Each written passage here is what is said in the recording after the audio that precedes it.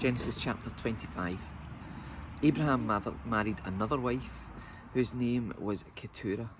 She gave birth to Zimran, Jokshan, Medan, Midian, Ishbak and Shua.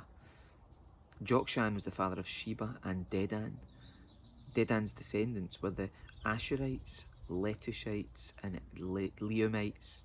Midian's sons were Ephah, Hanoch, Abidah and Eldah. These were all descendants of Abraham through Keturah. Abraham gave everything he owned to his son Isaac. But before he died, he gave gifts to the sons of his concubines and sent them off to a land in the east, away from Isaac. Abraham lived for 175 years, and he died at a ripe old age, having lived a long and satisfying life. He breathed his last and joined his ancestors in death.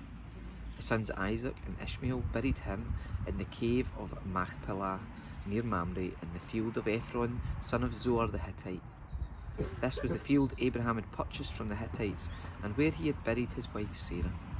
After Abraham's death, God blessed his son Isaac, who settled near Beer Laroi in the Negev. This is the account of the family of Ishmael, the son of Abraham through Hagar, Sarah's Egyptian servant. Here is a list by their names and clans of Ishmael's descendants.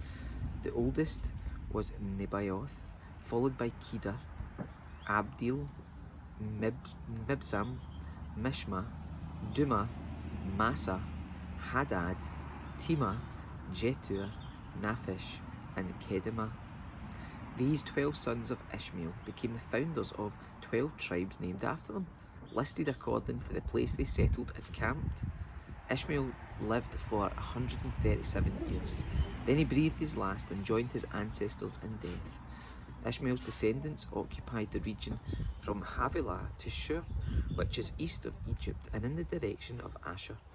There they lived in open hostility towards all their relatives. This is the account of the family of Isaac, the son of Abraham. When Isaac was 40 years old, he married Rebekah, the daughter of Bethuel, the Aramean, from Padan Aram, and the sister of Laban the Aramean.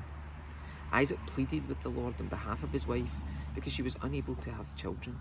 The Lord answered Isaac's prayer, and Rebekah became pregnant with twins. But the two children struggled with each other in the womb. So when she asked the Lord about it, "Why is this happening to me?" she asked. The Lord told her, "The sons in your womb will become two nations. From the very beginning, the two nations will be rivals. One nation will be stronger than the other, and your older son will serve your younger son." And when the time came to give birth, Rebekah discovered that she did indeed have twins. The first one was very red at birth and covered with thick hair like a fur coat, so they named him Esau.